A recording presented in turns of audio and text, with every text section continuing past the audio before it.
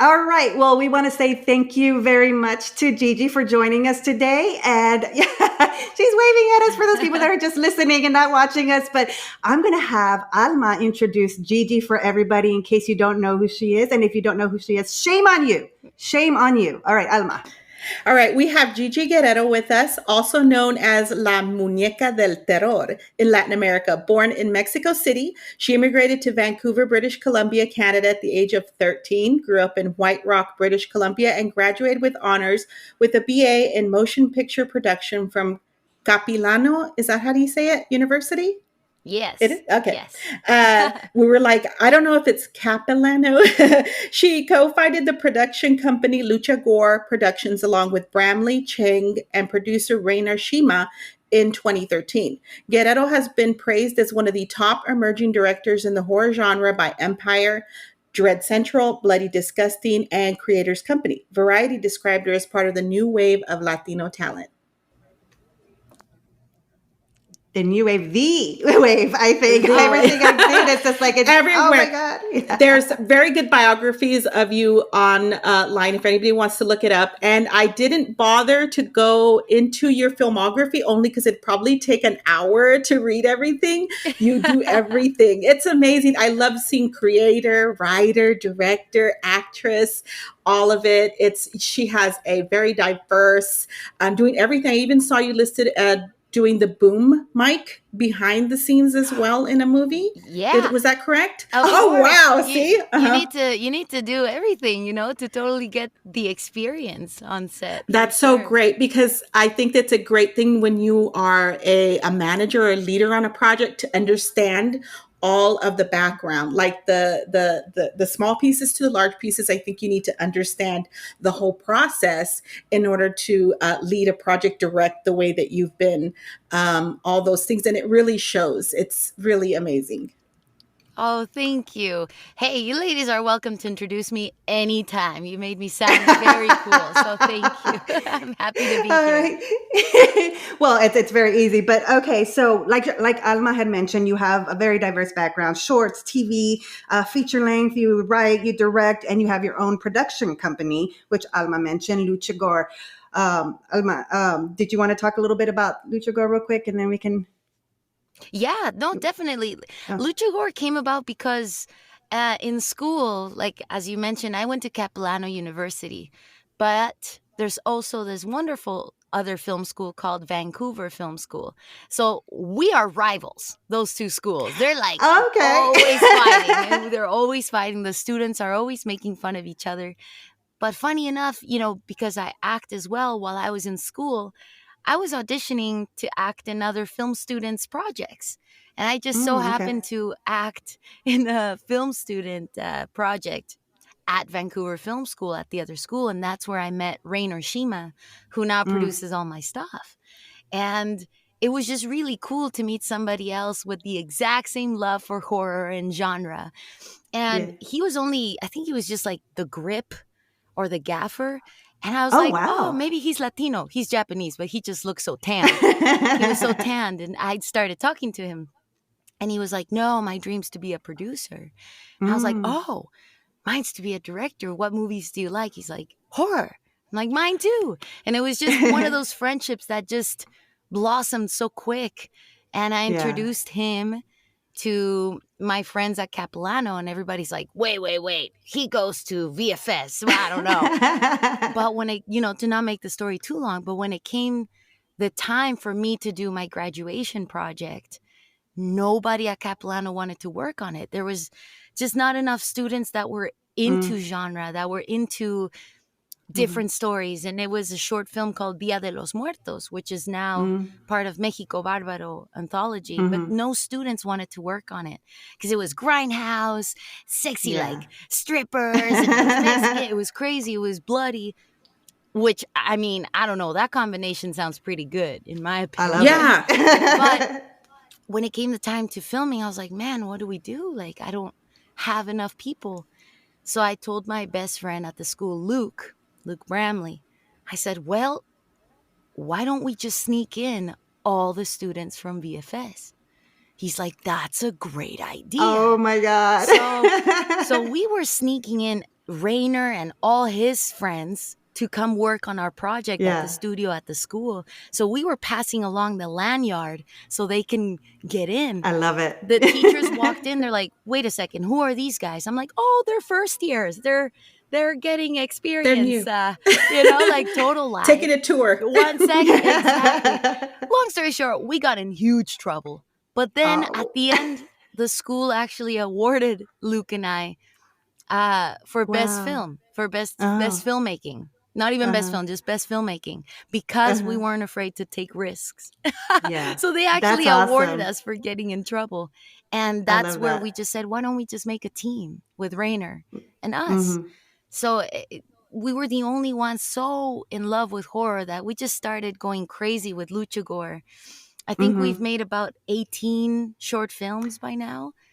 Yeah. A lot of them viral hits. We were the first filmmakers to ever work with Crypt TV. We were the first filmmakers to make content for them.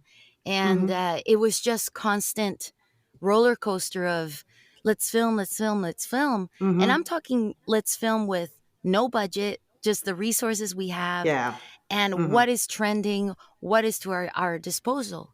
So that kept us going all these years. And it really is where I got my true practice to make the features I'm making today. It's thanks to Luchagore. So I love our team so much. Awesome. Yeah. That's so awesome. Especially when you said I guess it started out as a friendship and then it just kind of went from there, your passion, and just grew. That's exciting. Oh, I love that story. Okay. So I did want to ask, because it's Luchagore, and I do see that in a couple of your short films. Are you a fan of Luchadores? Of course. Oh my God. Of course. I mean, it's like, I would hope it would be kind of funny if you weren't. No. And I'm jealous that I didn't even come up with the name. I'm always so jealous of my you partner. didn't? No, of my partner. Oh, wow. It's perfect. El más güerito with blue eyes came up with it. I love it. And I remember being so jealous when he told me. I was like, I don't like it. I just told him straight up, like a true Latina. I was like, no thank you. He's like, you sure? Maybe man? it'll grow on me. Yeah. He's like, I remember perfectly. He looks so disappointed. He's like, you sure? It's like a pun, you know? It's like instead of a luchador is gore, you know? And he was like really trying. I was like, no, I don't like it. Oh. It came like a couple days later. I was like, it just, the word productions afterwards came into my head. And I remember we were having, I can't remember, like food or something. And suddenly I was like, Luchagore Productions. Like I remember I yelled it out loud. He's like, I thought you didn't like it. I'm like, I love it now. And he was like, because you gave it that pizzazz. I know, exactly. So thank you very much. We're now the X Factor.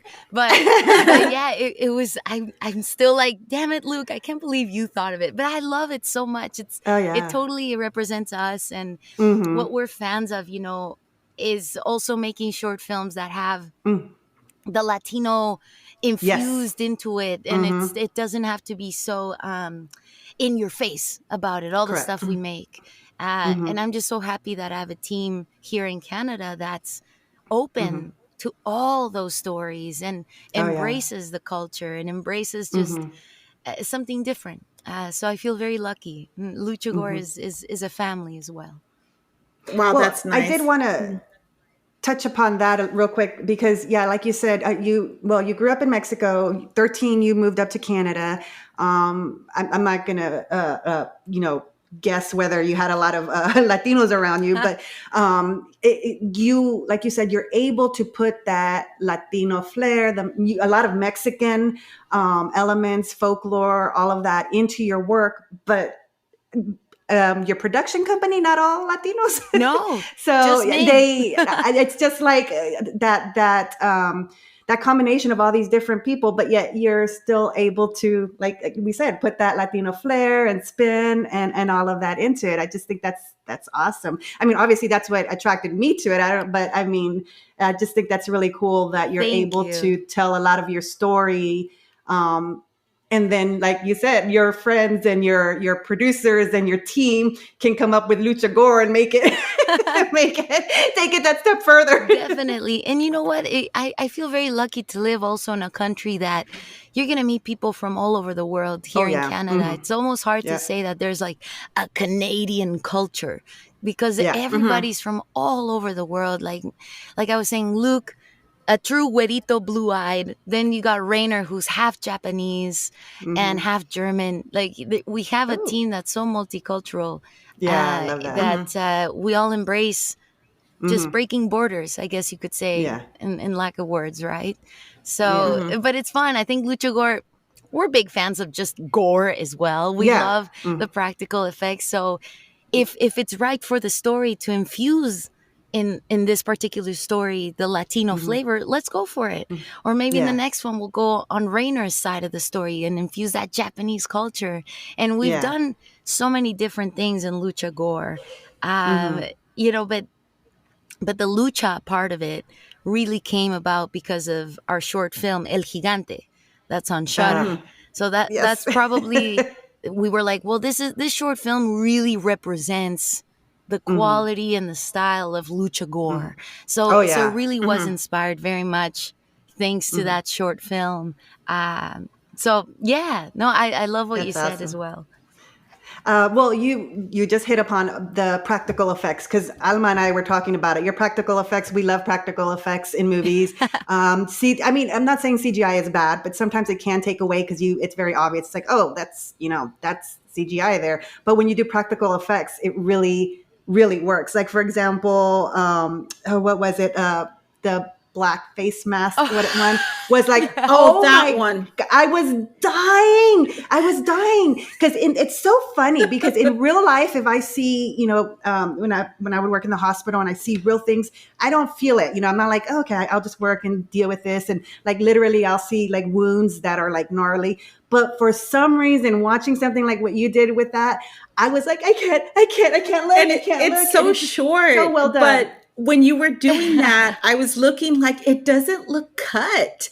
And when you started to peel that off, I was like, how are they going to make it look? Because I knew it was coming. And I had written down, Yes. It was my favorite, a short video I found of yours. And I was like, how are they going to pull? And your skin is coming up. And I'm just like, and the way you're yelling for mommy, I was like, oh my gosh, this is so good. And just, it looks so good. It was great. It was great quality. Thank you. See, those were the kind of videos we were just making that we were like, well, we got $50. What's trending? What do we do? And everybody was posting so much of those charcoal masks, right? Of people pulling them off. So I said to my team, I was like, what if I do it like just regular Gigi, but my face comes off? Like literally, I rip off my face. Oh, great idea. So, but funny enough, we didn't tell anybody we were going to do that. And so when I posted that short video, Black Mask Fail, I think we called it, and it went so viral on Facebook, people thought it was real. People thought I literally hurt myself. I had like tias and tios from Cancun calling, being like, are you going to sue that company? Are you going to sue those pendejos? Like they were like mad and thinking I got hurt. I'm like, no, it's a joke. And it went on and on that whole month that people were sending me screenshots on even like makeup Facebook groups. People were sharing that video being like, look at this girl. She left it on too long. She didn't use the correct cream of this and cream of that. And I was like, oh my God, people think it's real. And it was just so funny. But those that know us like knew that we were just making a joke. But oh man, that's a funny one. I'm That's so a happy you great, saw that. yeah. Well, because like you said, the practical effects and also talking about shorts, because you said you've done so many, I think you had said like maybe 18 with short films, and then with a low budget, the story really you have to put so much into the story, and then that short time on camera, the acting and all that. And like, that's what me and Alma talk about with short films. It's like, I don't know. I'm not going to, I'm not in filmmaking, but I'm just going to say it seems like you have to work a lot harder in short film because you're trying to fit so much into a little tiny, time limit. 100%. I mean, also, look at all the videos people do like to watch. It's like happy cat videos and things like that are easy to just swipe or click on to the next thing. So with short films, we do have that pressure as well to captivate that attention right away. Tell a story, beginning, middle, and end so quick. Yeah.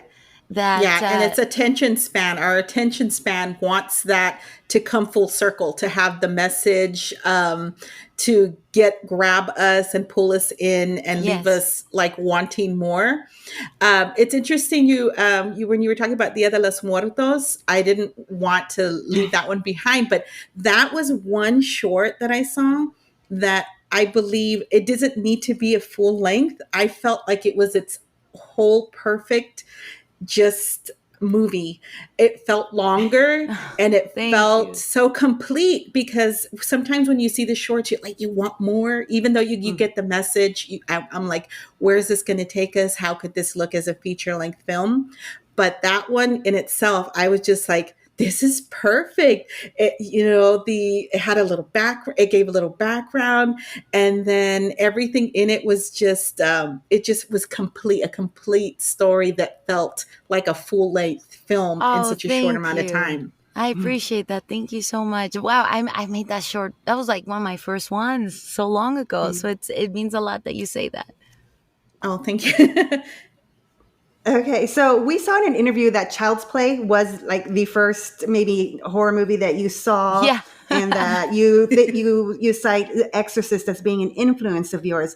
What was it about those movies that made you actually want to go into horror filmmaking? Because like me and Alma, we love horror, but we're not creating it. We're just, watching it, consuming it, and then talking about it. But you decided to go further and be like, I love horror. I'm going to make horror. No, There's definitely two parts to that story, but,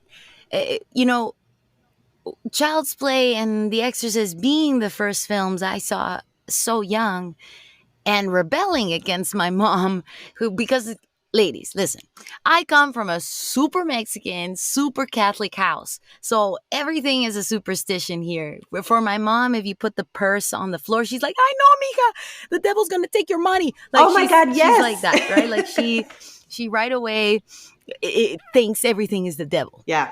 So I really was not allowed to watch anything near scary.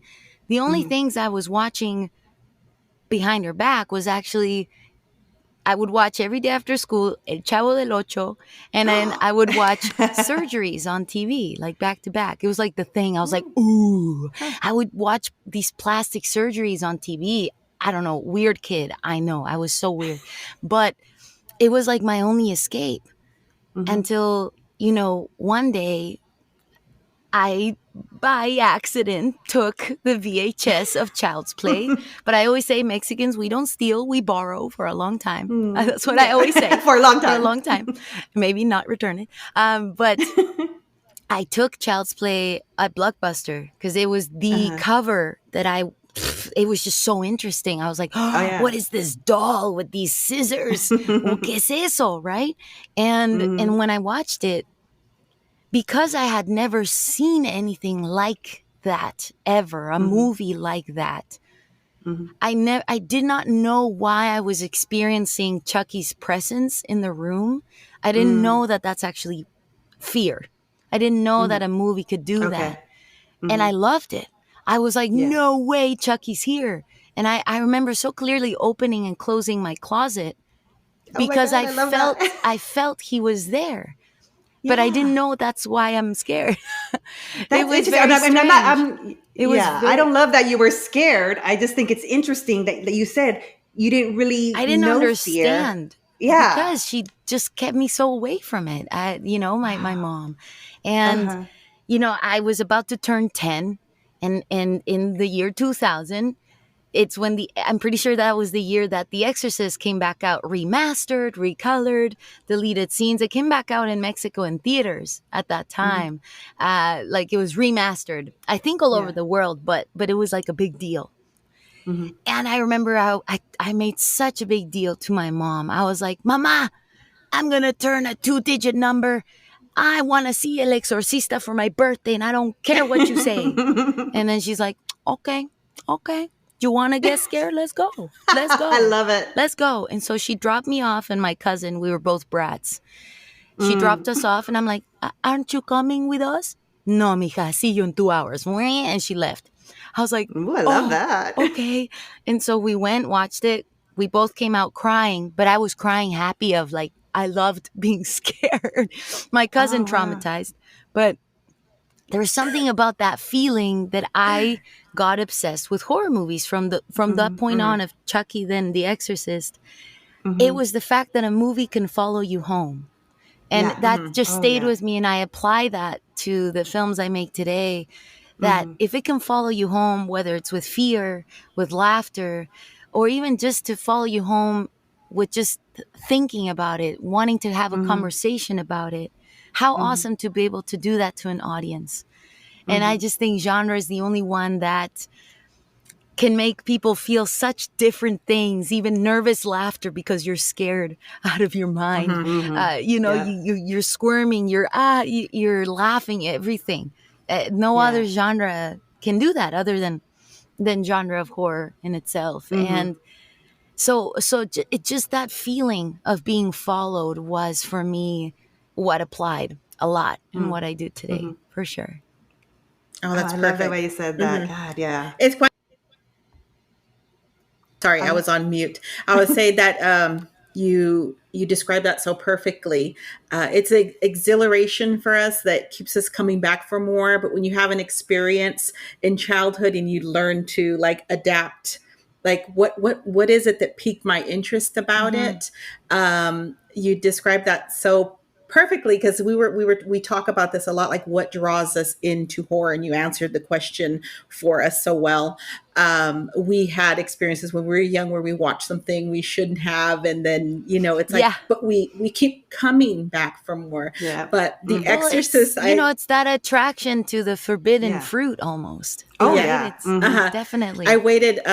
We waited a long time to watch The Exorcist because I kept thinking that we were going to be possessed, that if I accidentally watched it, that was one of the reasons. So when you brought that up, I understand, like, we wanted to watch it, but I didn't want to watch it because I was actually thinking, because of stories from our families telling us, and because we're so superstitious, because they would say everything was like, oh, that's a demon, don't answer that.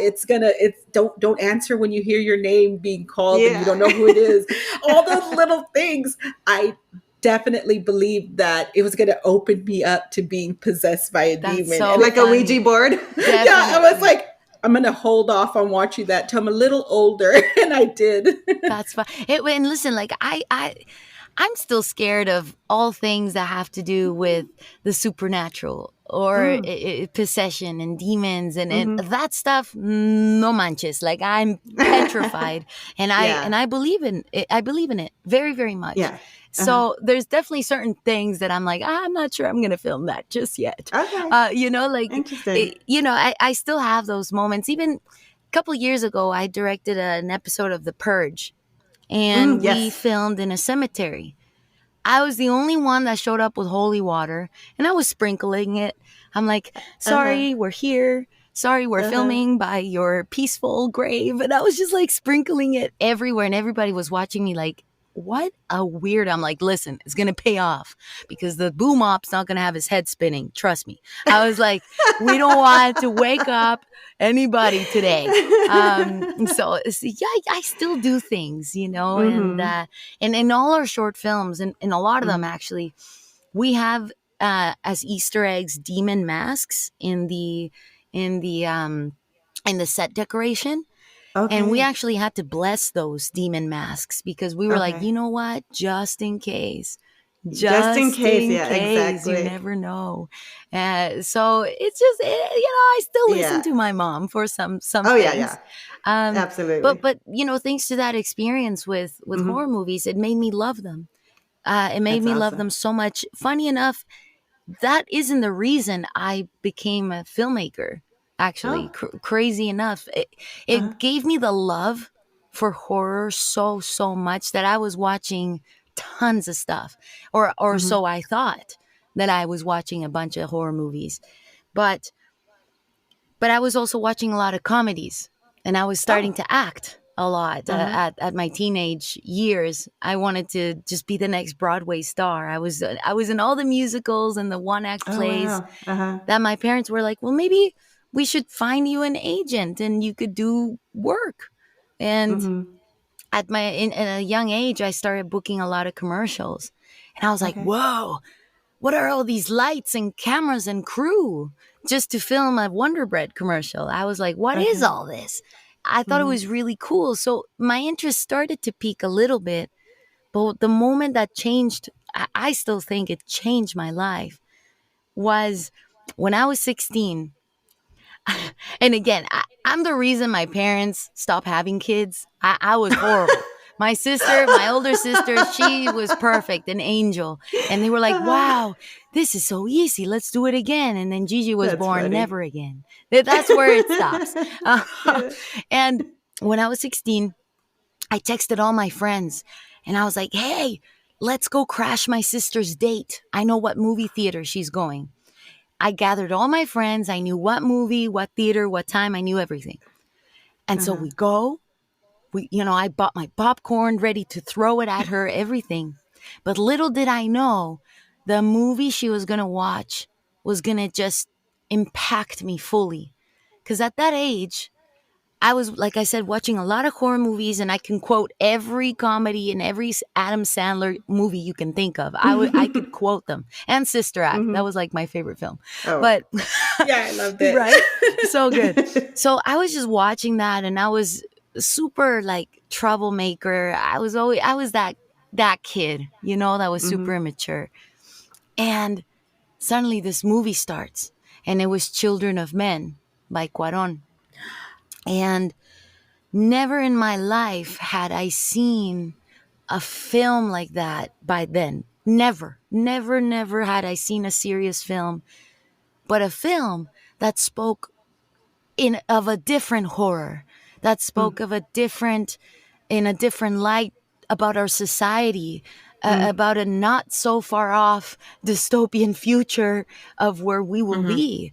And Yeah. I'd never in my life had seen something so true and honest of just the unfortunate flaws that we carry as a society, as a humanity, as a race, and I was so impacted by that moment that when the movie was over, I didn't throw a single popcorn. I was just like, like blown away that by the lobby. So there's my sister and her date. My sister, of course, pissed off I went with my friends. But her date just so happens to be a film student at the time. He was going to Capilano. And he said, because he saw how surprised I was, he said, well, I'm learning how to do all this in school because I want to be a director like that, to make movies like that. And I said to him, wait, you learn about movies in school? And he's like, yeah, it's called film school. And I was like, what? And then he said to me right there, and that director is Mexican. And you should learn about Del Toro, Iñárritu, Robert Rodriguez. And he just started, and I was like, what? These people exist? What? They're like me? I couldn't believe it. It was such an eye-opener because I was so closed-minded. And I still remember perfectly, I went home, threw my bag, and I said, Mom, Dad, I'm going to film school. And that's just where it all changed. I still watched horror movies and all that. But I started discovering all these Mexican filmmakers, and Robert Rodriguez truly inspired a lot. Like I think you can definitely see that in my work, because I just felt another Latino that's a little bit of a Tex-Mex vibe, because he's not fully Mexican, he's not fully American. What is he? And I was feeling like that at that age, because I was like, am I losing my roots from Mexico, living in Canada? So it definitely influenced that it's okay to be two things, that it's okay to be both things and look at the world like that. And definitely, a lot of that different perspective helped me so much for making Culture Shock the feature, which Oh, tackles yeah. that exactly of Mm-hmm. living in two worlds Yeah. when you're an immigrant. And yeah, sorry, that was a long story, but I No, thought it no, No, not might at that be was, all. worth sharing with you. oh, it is. It's great. Absolutely. Because actually, I was going to ask about that because, and you brought it up already. You're from Mexico. You did move to Canada. And some of your stories, I don't want to say a lot because I don't want to read into everything too much, but you do talk about the plight of the immigrant, atrocities that Latinos or Mexicanos or just people that are usually othered, the things that we have to face. You are able to translate that into a consumable form of entertainment. Would you say that you're doing that intentionally, like taking these topics and doing it, or is it just come from familiarity, or both? Like, are these just the stories and you decide to work with them, or do you want people to be like, oh wow, this is is it both I or think it's neither? definitely a little bit of both, but I do Hmm. see, the opportunity just in general of being a filmmaker. If you Hmm. carry sensibilities that you know so well about yourself, have the knowledge for, why not talk about it? And why not Hmm. share that authenticity for whatever story it is that you can tell? Yeah. I always encourage, and even to my students that I teach directing, I always tell them, if you have something special, share it, because Hmm. people need to know that authenticity of that Yeah. story. So if you carry Hmm. it, share it. Somebody else Yeah. sure can do it, and maybe they're not from there or speak the Hmm. language, and I'm sure they'll do a great job. But you Hmm. carry that extra recipe Yeah. that others don't. So I definitely try to stay within the areas that I know very well, but I again, when we were talking about breaking borders, I too want to learn about Hmm. other stories and other people's cultures and Hmm. languages. So if the opportunity comes, I will do my due diligence and do the research and try to Hmm. do what I can to make justice to a story. But it's worked out really well so far that I'm Yeah. embracing me. I'm embracing who I am and the sensibilities I bring to put that into Hmm. film right now. Because I love especially, I that. think that's really encouraged right now. We're in a good time Hmm. where authenticity, diversity is so encouraged, Oh and yeah. people are Hmm. finally recognizing it. That Hmm. it's a great time to do so. Oh Yeah, yeah. we're all looking for our place in the world sometimes. And in watching your films, I like the way you made it seem, the shorts, the movies, it's natural when you see somebody speaking English and Spanish, because that's how we grew up, English and Spanish mixed in. And when you're a person like us, we're looking for ourselves represented. I think it's important that everybody starts to do things like that, make it natural, make it look effortless, because that's how our lives are. We're not in just a black and white, just cookie cutter type scenario all the time. Yeah, And the fact that you're representing this in a horror genre of all things makes a lot of people feel included. We're being seen, represented, and the realism comes naturally as well, because real life is horror, and It is. yes, I like you brought up the comedic angle. Having the comedy makes us laugh a little bit about those situations, and it's also natural. But I love that we're seeing more. It's 2021. Hmm. We're like, we need to see yes, everybody, because we feel it comforts us. Some of us watch Yeah. horror for comfort, and it's comforting to see Hmm. um, the differences of everybody represented. And us, I it's love true. being able to see a brown face on in a movie, especially horror, that isn't the maid that's getting killed. Yeah, I mean, I'm just like, thank you, thank you. Mhm. It's just like we have a joke every time we see like somebody brown. It's like, they're gonna die. It's true. They're the maid, or they're this. It's and so it's just true. like, but yeah, we are seeing a lot more of that exploration. But we were talking about short films, and we want to just bring up a couple real quick that we loved. You already brought up Dia de los Muertos, but Alma, you said you like Slam. Oh, I love that one. I thought it was really unique. I thought, where's this going? This comes into the fact that you're using your practical effects a lot, and I notice it comes across so well. Like when someone is disgusting, they're like disgusting, like they yeah. And the mom is sitting there, and the mouth noises, and she's sitting there chewing, eating the cereal and everything. But the story was really good, and I love the little kid because I saw that same child actor in a couple of them. In the shorts, but the story was really perfect. It's like, where's this going? And it didn't really need to end up showing a lot, but it was great. It was like, oh, this is great. I love the original ideas I'm seeing come across. Even like a zombie, the twist on it. That's what we're looking for.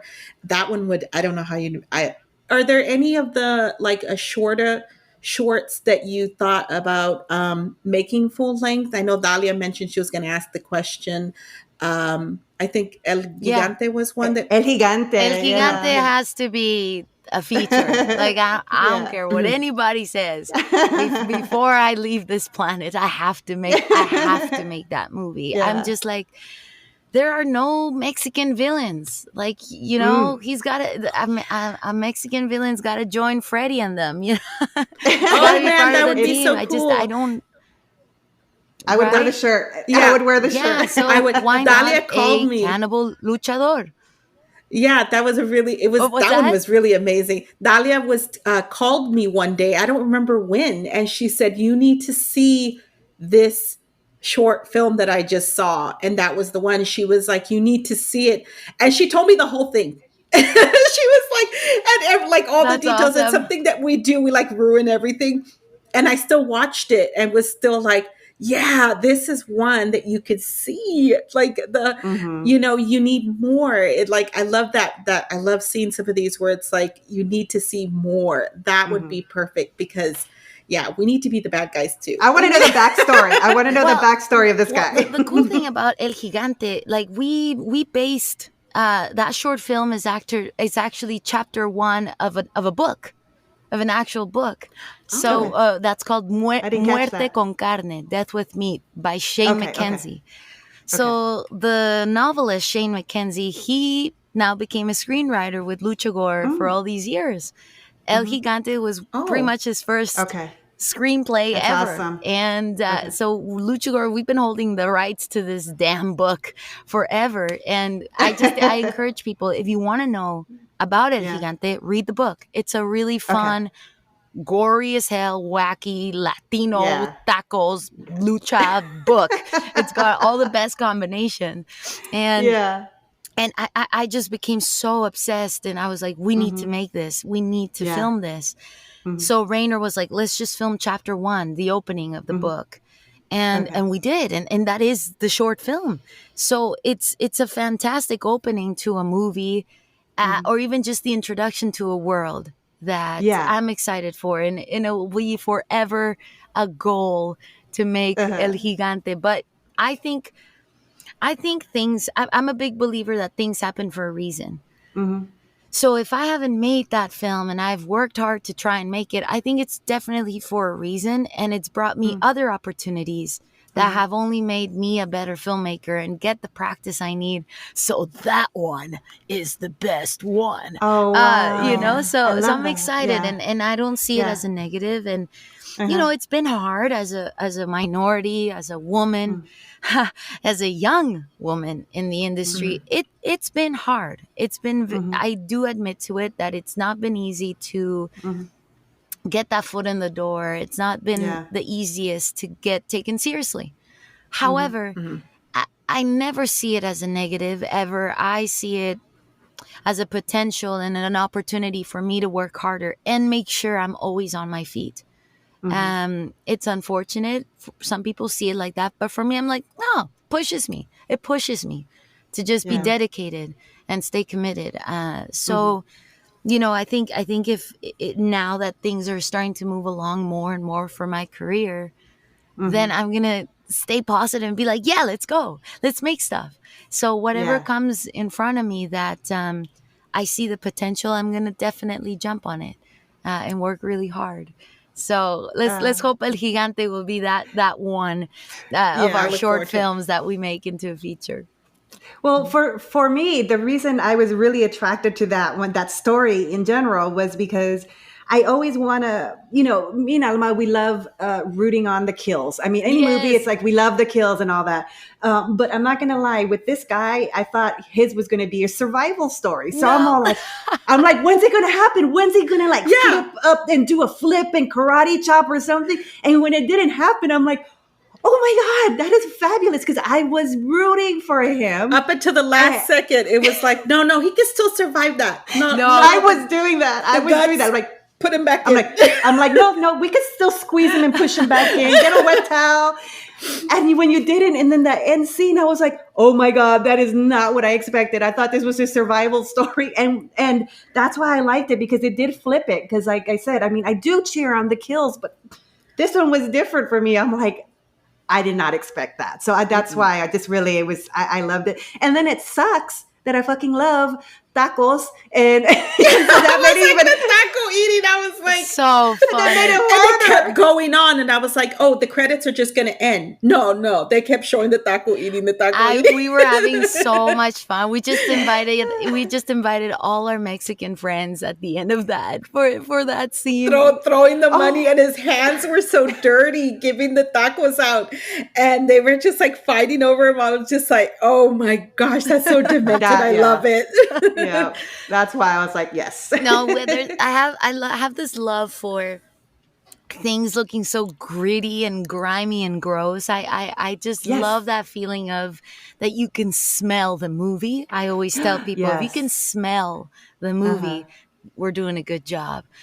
So Yeah. so Well, it's kind of excited. like a Texas Chainsaw Massacre. Like if you could smell it, that's what always gets me. I mean, they didn't show a lot of gore, but with everything else in that movie, like you said, I always feel like, oh, I can feel the heat. I can smell that movie. And yeah, that really puts you into the movie. Right? Yeah, it adds that element. I love So that. excited. Okay, let me see. Upcoming work. So I know you just finished a movie. Yeah. And you're also going to be working on a documentary. So could you tell us a little bit about those two things? Yeah, of course. So for the documentary, it's mental health and horror, which I think is an incredible combination. Yeah. And I am so thankful to be part of that documentary, because I personally think, as you were saying before, some of us use horror movies as an escape or as a way to cope, as a way to feel relaxed, or it's almost like a comfortable zone. And I'm excited what this documentary will have to say. It hasn't started. It was just announced that the mental health and horror documentary is going to be, it's greenlit and it's going to be a thing. So I'm so thankful that they invited me to be interviewed on this. I can't wait. That's awesome. So I'll save all my things that I'm going to talk about for that.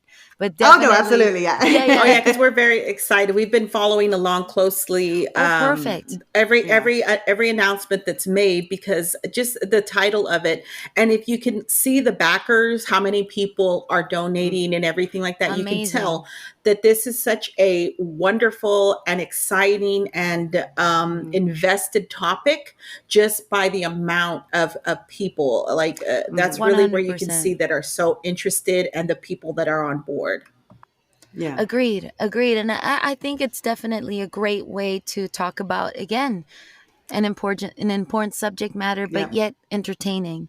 I think, genre, it just allows us to take such important subjects. Some of them are heavy, but it allows us to take on really important and topical subject matters that we're able to make them entertaining as well. We watch enough things on the news that make us suffer for that half hour, but genre just allows us to escape for those 90 minutes and have a good time. But we're considering really important subject matter at the same time. So Absolutely. I'm excited. I'm excited for that doc. I Yeah. can't wait for it to start. And Hmm. and yeah, I just finished my second feature. Woohoo! Yeah. Bingo. Hmm. Um, that's the name for now. So stand by for the big Oh, okay. reveal. But bingo, it'll still have that word because it's about the game. So no Uh-huh. worries. So bingo, oh my god, I cannot wait for people to see this one. I never thought I would use the word charming in a horror movie, but it's a very Oh, okay. charming movie. It really is, Uh-huh. and it was very much inspired. Bingo was inspired by my grandma and Oh, Shane's wife's side of the family. They're her tias and tios who play bingo. So mm-hmm. my grandma, she's obsessed with loteria, which is the Mexican Oh, bingo. She yes. Mm-hmm. plays that religiously with her brothers and Mm-hmm. sisters, and now they actually play it through Zoom because they can't hang Really? out. Oh, that's Okay. We need to sweet. do that, Alma. It's so much Yeah. fun. So I was just talking to Shane, my co-writer, about my grandma just loving her game bingo, and he's like, Mm-hmm. "Oh, my wife's tias and tios play bingo all the time at the community Mm-hmm. center, like religiously." I was like, "Really?" So we just started, sharing how funny it is that Yeah. these old people love bingo. It's such a silly game, Yeah. and he was telling me, no, they even bring like their lucky charms and they do all these Mm-hmm. things to win the game. I was like, wow, Yeah. that's crazy. Until one day, we said to each other, what would happen if we took bingo away from them? And we both went, I was like, yo, my abuela would murder the shit out of someone. I was like, she'd go, chinga tu Oh madre, yeah. like to whoever. Like Mm. she would kill someone. She's like, yeah, pretty sure my wife's family would too. So it Mm-hmm. inspired the idea for bingo. That's cool. So the movie is about this town that's being gentrified. This side of the city Mm. is being completely taken over and gentrified. So microbreweries, vape shops, hipsters, all these things are changing this side of the town. But in that town called Oak Springs, there live a group of old friends that are super stubborn and old and refuse to be gentrified. This is their city. This is their town. Mm-hmm. But little did they know that somebody was going to buy out their bingo hall. Somebody that is a lot more powerful than money. So it's up to these old people to band together and fight back for their bingo hall to get it Oh my back. god. Oh, that does It's already I sound am. charming. it's so cute. It's the cutest horror movie I think out there. Oh, And the lead actress is Adriana Barraza, who's Mm-hmm. a master and an amazing representation for Yeah. for Latinos that are acting. Mm. An Yeah. Academy nominee, Yeah. Adriana That's Barraza, in a like. horror movie. I'm just stoked. I'm stoked. So Yeah. she's the leader of the group. Her name is Oh. Lupita. She's the Mm-hmm. leader. She's Mm-hmm. very stubborn, un poco naca, and she there definitely portrays my grandma in the movie. Mm. So Adriana watched a lot of videos and pictures of my abuela so she can be inspired to portray her. Oh And wow. what I'm so Okay. excited about is that my abuela has no idea who's playing her. She knows that the movie's inspired by her. Oh wow. My abuela has no idea that her Uh-huh. favorite actress is who we That is cast. amazing. It's literally Oh. one of her most favorite actresses ever. And oh so wow. I cannot It's like wait. that is I that's can't wait. sweet. I'm Oh so my excited. god. I'm so That excited. So is. definitely, the movie Bingo was made for my Mm-hmm. grandma. It's a horror movie that I hope people can watch with their grandparents, with Mm-hmm. their wiser, older family, because it's Yeah. they don't watch horror movies enough, I find. And so Mm-hmm. this movie was definitely made for them. And Uh-huh. after what we went through in 2020, and Yeah. after Culture Shock feature, Mm-hmm. Mm-hmm. I just wanted to make a fun film. I think Yeah. we deserve that. I think the world Yeah. deserves just a Yeah. fun film that we can just Mm-hmm. laugh, have a good time, and it doesn't Yeah. have to take itself so seriously. I think Yes. our world needs a little bit of laughter Oh yeah. right now. Yes. So Absolutely. I can't wait. It really was meant just to be a charming horror movie. So it has a very vintage vibe too. So almost think like if Goonies was grumpy old men meets Cocoon and Frighteners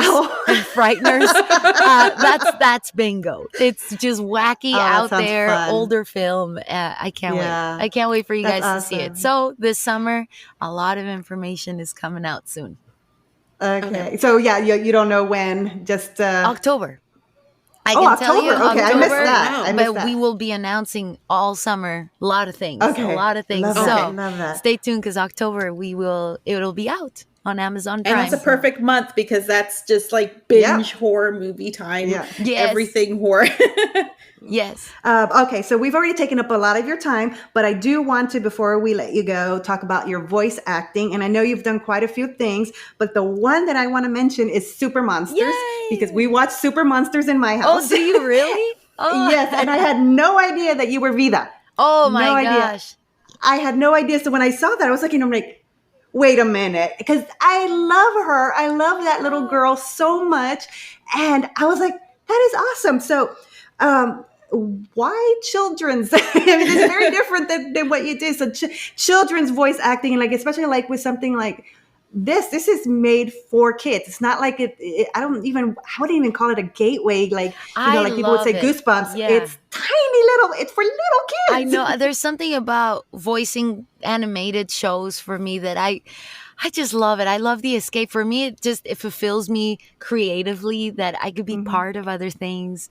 So there's something about voice acting that I've always found that love for it. And when I got cast to be Vida, who's a Dia de los Muertos character, I was like, this is perfect. And I'm going to do so much justice to her. I love her so much. And I was seeing, the last couple Halloweens, I was being tagged of little girls dressing like her for Halloween. And I was crying. I was like, like, this is amazing. That's so sweet. And so there's something just so fulfilling to be able to do other projects that are for a different age group, that are for a different purpose. I have that sensitive heart too. I am that person that cries with a Pixar movie. I am that person. So I love it. And Vida was my first big character role. And I cannot wait because it gave me the opportunity of my first 2 lead roles that I'm just so excited to announce those. I believe at the end of this year, I voiced 2 very big roles on 2 very big shows soon to be released, one for Netflix and one for Peacock. So I can't wait because I love kids. I do. So I'm hoping that to continue to do that career as well. It's so much fun. I love it. Yeah. She just did it. Oh my God. I'll do it for you. Hold on. Here, I'll do it for you. Okay. Sundown monsters up. Oh my God. I got a little chill. I'm going to grab it. I'm going to grab that audio and just think. Okay. I'm going to stop again. I told you I was going to be fangirling all over the place here. Okay. So like I said, we took up a lot of your time. So I just want to make sure that we let you tell us about anything else that you wanted to share with us. I know you said upcoming projects, you can't really share those right now, but anything else you want to share with us? And then how can people follow you on social, anywhere else? Definitely. I mean, you can definitely follow me, Gigi Saul Guerrero. I'm like the only one out there in the world. All my handles are at Horror Guerrero. So you can definitely find me. Even on TikTok, I do the weirdest things on there. I didn't know you were on there. I'm someplace I didn't know. I'm going to run over there. Where's my phone? Get ready to laugh because my videos are ridiculous on there. Great. But yeah, follow me at Horror Guerrero on all the handles. And definitely follow Luchagore Productions. That's the name on all our handles as well.